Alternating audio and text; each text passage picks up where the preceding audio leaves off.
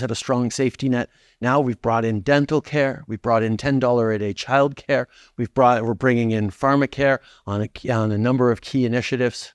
We're moving forward with initiatives that are supporting our seniors, supporting young people, creating that strong, resilient economy that grows from the bottom up and the center out. These are the things that demonstrate the strengths of Canada, not just right now, but for years and decades to come. The short-term thinking that has driven so much of politics in the Western world is petering out into populism, and responsible, thoughtful leadership that puts forward real solutions, that sees where the world is going and positions Canada to be part of it. That's how we pull this country together and get through the very challenging times we're in right now. Challenging times that every country in the world is going through right now, but that Canada is better positioned not just to solve for ourselves, but to share solutions with for the world. After 8 years of Justin Trudeau with his forward thinking, everything in Canada is in crisis mode and pretty much broken. And I am not joking. Our housing, our healthcare, our education, the drugs, the crime, the homelessness, our international reputation is destroyed because of Justin Trudeau. Taxes, the Canadian dollar does not have the buying power it used to. Investment, pretty much all investment in Canada is with taxpayer dollars with the pension fund because that's all they have left. Everything in Canada is funded by the government with taxes. The long-term projection for Canada is supposed to be the worst performing country in the G7. Canada our productivity is in absolute free fall because 7 out of 10 Canadians don't want to work. They say it's not worth it. This fresh off the press from the National Post. Canada is becoming a globally recognized lesson in what not to do. From assisted suicide to housing affordability, Canada now cited as the very model of a worst case scenario. And I am telling all you people out there, if you don't laugh, you will cry with the reality that we are living in with this Trudeau hellscape. And we cannot wait for the next election. Mine. Check this out. In just the last week, there have been 2 separate columns in British newspapers framing Canada as a model of what not to do. Both were inspired by the tabling of Bill 63, the Liberals' online harms bill. The Spectator said that it effectively engendered the founding of a Canadian thought police. The Telegraph cited it as evidence that Canada's descent into tyranny is almost complete. Everything that is happening right now in Canada, by the way, Justin Trudeau was warned by third-party experts not to do. He was warned about housing. He was warned about immigration. He was warned about lifting the visas for Mexico. He was warned about the online censorship. He was warned about the gun buyback bullshit, but he does it anyway. Because only Justin Trudeau can see the future.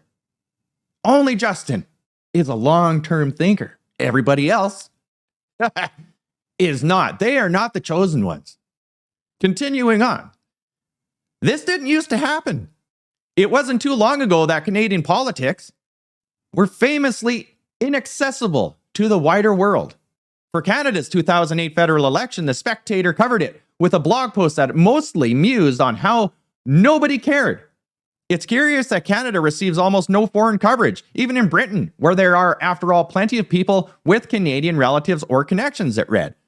But now, in topics ranging from assisted suicide to housing affordability to internet regulation, it's not infrequent that Canada will be cited in foreign parliaments and in foreign media as the very model of a worst case scenario. It was just 6 months ago that the Telegraph scored a viral hit with a mini documentary framing the political situation in Canada as a warning to the West. It's brutal. Under Justin Trudeau, Canada has sought to position itself as the global bastion of progressive politics, reads a synopsis for the film Canada's Woke Nightmare, which has garnered more than 5 million views. The documentary notes that Canada is now at the absolute global vanguard of progressive issues, including harm reduction, assisted suicide, and gender ideology. And I am so sick of people saying, how is Justin Trudeau still in power? How is that guy there? Canada now has the world's most liberalized assisted suicide regime and the world's highest rate of deaths attributed to euthanasia. Does that make you Canadians proud? It's not working. Same with safe drug supply. Stop doing it. That's another thing he was warned about not to do. But he did it anyway.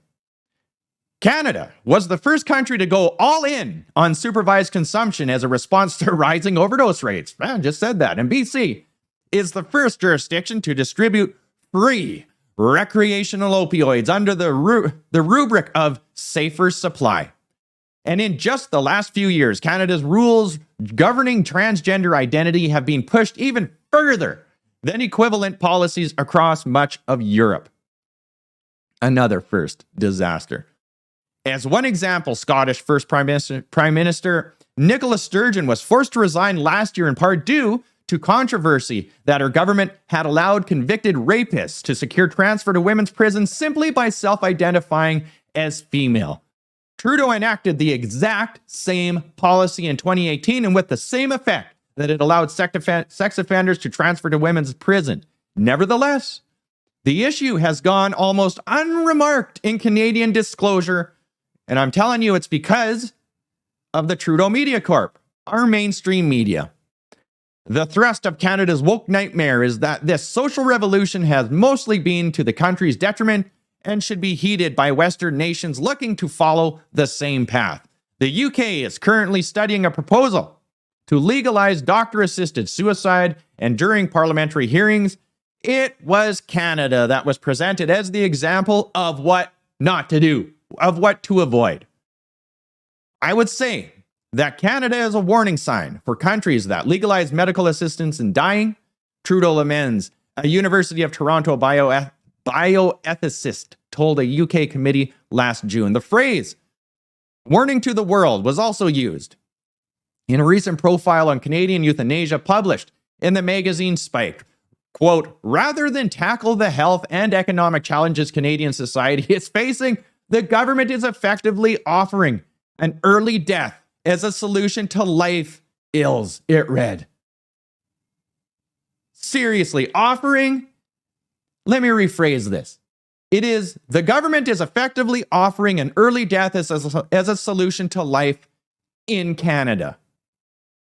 Former National Post columnist Jami Javani, who just won election as a Conservative MP, was last year featured in Newsweek with his argument that Trudeau government attempts to regulate the internet should be studied by the United States policymakers as a test case on how internet controls can erode free speech.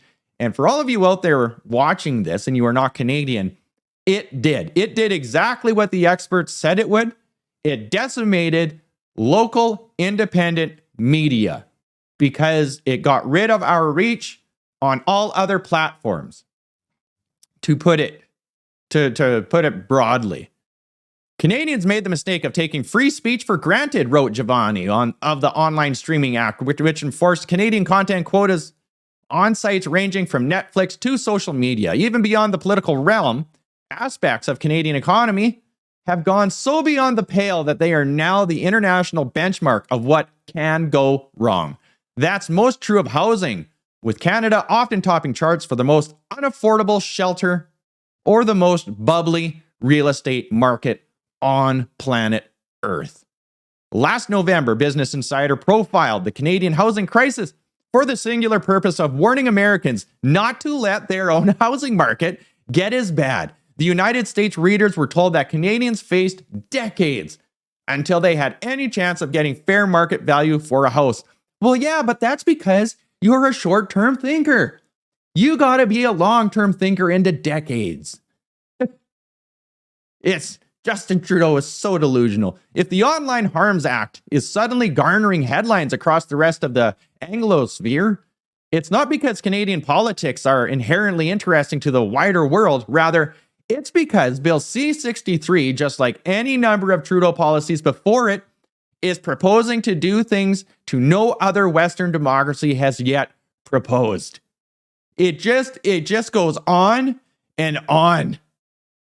While plenty of Canada's peer countries have hate speech controls, Bill C-63 was able to raise even European eyebrows with life sentences for advocating genocide and a provision for police to mandate house arrest merely on suspicion that a Canadian was likely to commit a hate crime. It's called PreCrime. This is unbelievable. The Wall Street Journal, for one, profiled the bill as a real-life example of the 2002 film Minority Report, which depicts a dystopian future in which citizens are jailed for pre-crime. Or in the critical words of The Spectator, quote, "This legislation authorizes house arrest and electronic tagging for a person considered likely to commit a future crime. If that's not establishing a thought police, I don't know what is." I am telling you, we all want an election. He is not going to resign. Our premiers, our politicians, our municipalities, everybody needs to say no. Follow me on Substack and Spotify. All of you out there, like, share, and take care.